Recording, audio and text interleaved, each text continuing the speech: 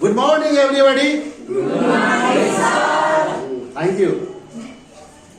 आज म भाइ बहिनीहरूलाई त्रिकोणमिति भन्ने पाठ पढाउन गइरहेको छु। त यो सीताराम माविमा क्लास 9 का सम्पूर्ण विद्यार्थीहरूलाई त्रिकोणमिति भन्ने पाठमा स्वागत छ। राम्रो तरिकाले ध्यान दिएर हेर्नु होला। हाम्रो बुकमा छ यो तालिका। हामीले पढिसकेका छौं त्रिकोणमितीय अनुपात जम्मा 6 किसिमका हुन्छन्। मुख्य 3 किसिमका हुन्छन्, साइन, कस, tan, कोसेक, सेक, कट। 6 किसिमको त्रिकोणमितीय अनुपातहरू हुन्छन्। मुख्य रूपमा 3 किसिमका हुन्छन्, साइन, कोस, tan। तालिका जुन छ नि त्यो तालिका हामीले आफै कसरी निर्माण गर्ने त्यसको बारेमा आज सिक्ने हो। पहिला राम्रो तरिकाले सिकौं, त्यसलाई राम्रो तरिकाले के गर्नुपर्छ त लेख्नुपर्छ। त सबभन्दा पहिला यसरी तालिका बनाएको सबैजनाले देखिरहेछ। यता भइगयो साइन, कस,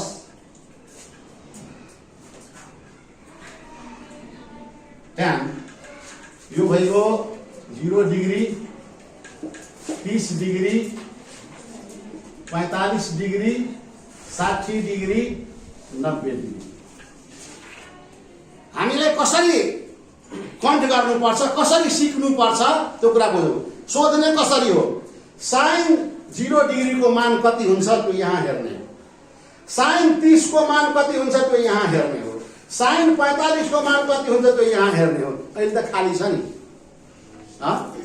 खाली छ हो। त्यसो भए tan 90 डिग्री को मान कति हुन्छ, कति छ,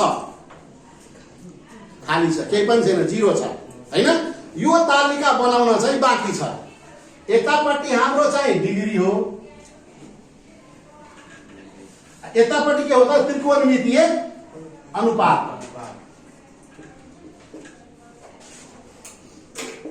अब हामीले 0, 1, 2, 3, 4 यसरी लेख्न सक्छौं। 0, 1, 2, 3, 4 हामी लेख्न सक्छौं। त्यो बुझौं, यो तयार गर्नु छ है।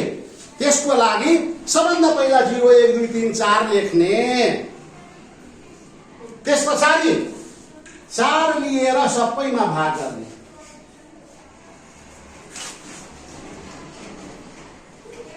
हो के गर्ने, 0, 1, 2, 3, 4 लेख्ने, 4 लिएर सबैमा भाग गर्ने।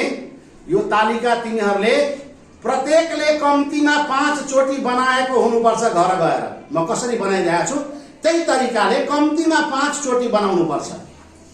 0, 1, 2, 3, 4 लेखेको, 4 लिएर सबैमा भाग गरेको। अब यसको रुट अन्डर निकाल्ने, वर्गमूल निकाल्ने।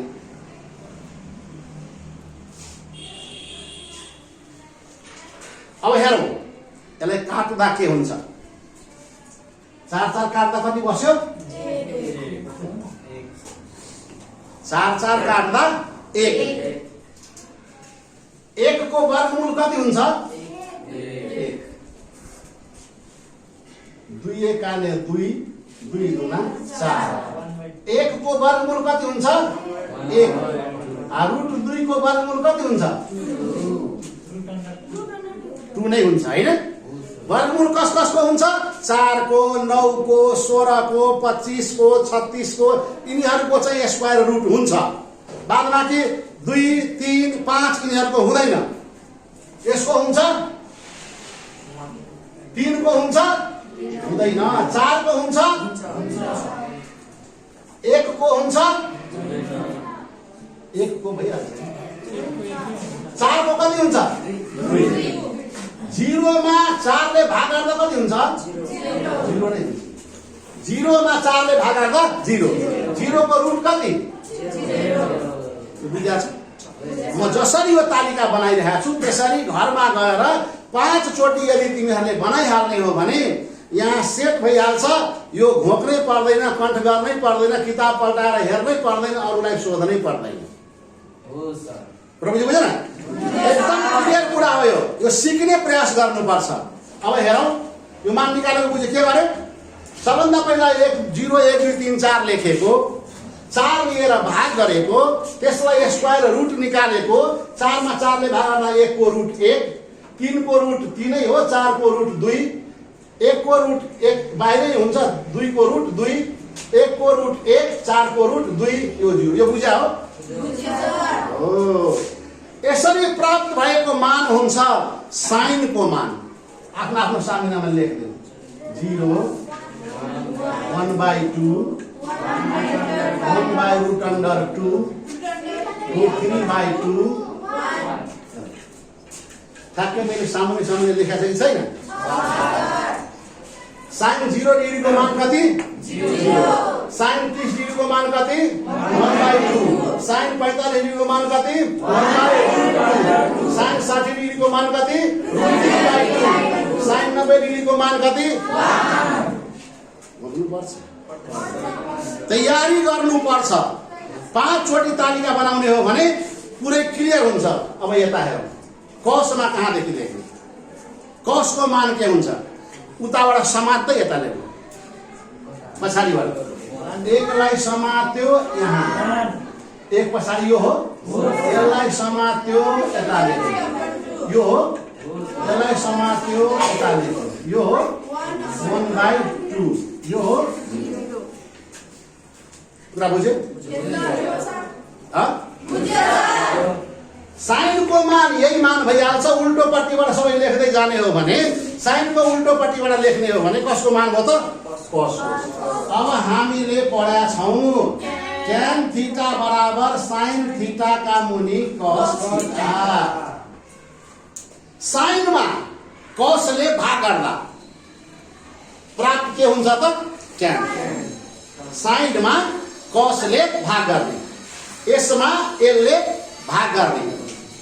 0 मा 1 ले भाग गर्दा कति हुन्छ? 0। अब यसमा यसले भाग गर्ने, भाग गर्न आउँदैन, राइट? 1 का मुनि 2 मा √3 का मुनि 2 ले भाग गर्ने हैन? 1 का मुनि 2 मा √3 का मुनि 2 ले भाग गर्ने। अब तिमीहरूले पढेको भए थाहा हुनुपर्ने हो, भाग चिन्हलाई गुणन चिन्हमा चेन्ज गर्दा यो उल्टिन्छ। 2 जान्छ माथि, यो आउँछ तल, 2 2 काट्यो, 1 का मुनि √3, यो भइगयो 1 का मुनि √3, 1/√2 1/2 √2 1। कसरी त्यो पनि हेर, 1/√2 डिभाइड 1/√2 1/√2 इन्टु √2/1 भयो। अब यो 1 1 काट्यो, 2 2 काट्यो, 1 भएन र? यो सिकाउनको लागि हो। त्यस्तै गरेर यसमा यसले भाग गर्दा कति हुन्छ? √3 हुन्छ, 2 र 2 जान्छ, √3 बाँकी हुन्छ। त्यस्तै गरेर 1 मा 0 ले भाग गर्दा कति हुन्छ? 0। यही कुरा गडबड छ के? तिमीहरूको कमजोरी होइन यो, दिमागको कमजोरी पनि होइन। तिमीहरूलाई ज्ञान दिएको भए सबैलाई नहोला, दिमागमा यताउति गरेको होला। कोही कसैलाई त एकजनाले त आउनु पर्ने हो नि। 0 मा सुन्ने, 0 मा जतिले भाग गरे पनि गुणन गरे पनि 0 हुन्छ। सिकिहाल्नु है? 0 मा जतिले गुणन गरे पनि जतिले भाग गरे पनि 0 हुन्छ। तर कुनै पनि अङ्कमा 0 ले भाग गर्दा इन्फिनिटिभ हुन्छ, अपरिभाषित हुन्छ। अपरिभाषित, यसलाई भनिन्छ अपरिभाषित इन्फिनिटिभ।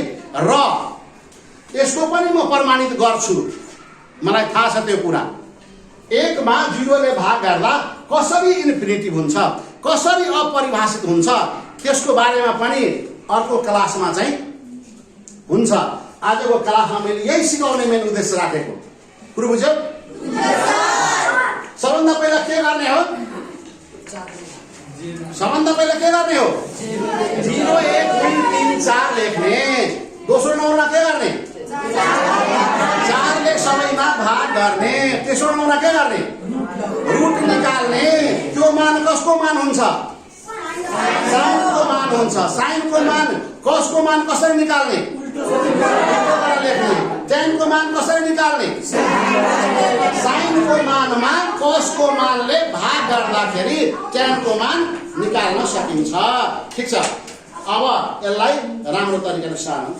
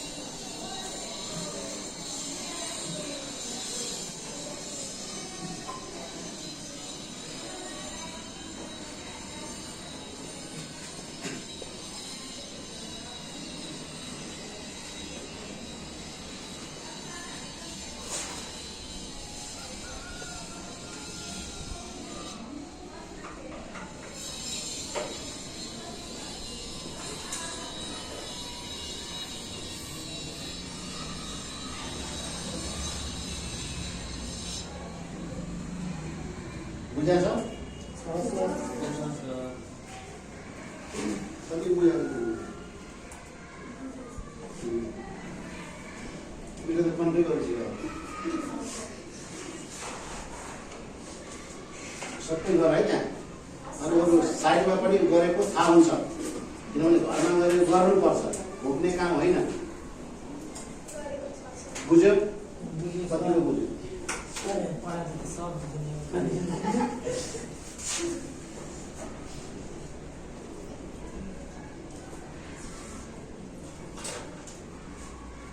भोकेर केही राम्रो हुँदैन कि आफैले 3-4 चोटि यो तालिका 5 चोटि बनाउने हो भने यो कम्प्लिट हुन्छ र यसको काम हाइट एन्ड डिस्टेन्स पढ्दाखेरि पनि हुन्छ, मान निकाल्न पढ्दाखेरि पनि हुन्छ, सबैमा काम लाग्छ यो।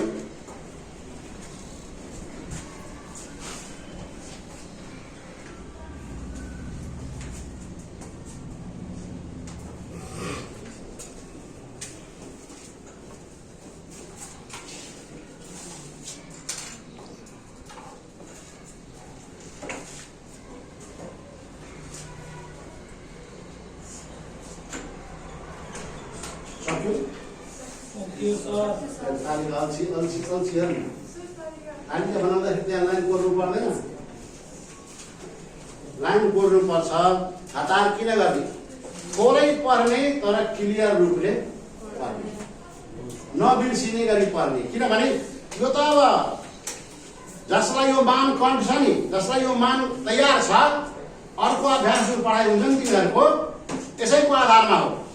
जसलाई यो आउँछ त्यो नेक्स्ट एक्सरसाइज मजाले बुझ्छ, जसलाई यो आउँदैन त्यो अर्को अभ्यास बुझ्दै त्यस्तो कुरा छ कि।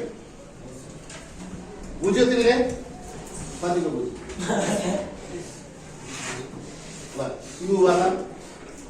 यो बनाउनको लागि के गर्नुपर्ने रे सिरियल एकचोटि भन्देऊ त। फर्स्टमा 0 देखि 4 सम्म नम्बर लेख्ने, त्यसमा चाहिँ अब के अरे रुट अन्डर राखेर 4 ले डिभाइड गर्ने सबलाई। अनि त्यसपछि तलबाट डिग्री र अनुपातहरू लेख्ने। अनि साइन चाहिँ त्यो माथिबाट प्राप्त भएको मान चाहिँ साइनको मान हुन्छ हैन? ल तिमी भन त। त्यो माथिबाट प्राप्त भएको मान साइनको हुन्छ भने कसको मान कसरी? ठ्याक्कै सब त्यसको उल्टो लेख्ने। ठ्याक्कै त्यसको उल्टो, उतापट्टिबाट समात्दै यतापट्टि लेख्ने हैन? हो ठिक छ, आउँछ। तिमी भन त ट्यानको मान कसरी निकाल्ने? सर साइन कस्टले साइनलाई भाग tan theta equal to sine थीटाका पनि कस थीटा हामीले पढिसकेका छौँ। अर्थात् साइनको मानमा कसको मानले डिभाइड गर्दाखेरि प्राप्त हुने मान के को हुन्छ त? ट्यानको हुन्छ हैन त? सबैजना बुझ्या हो? साँच्चै नै ख्याल ल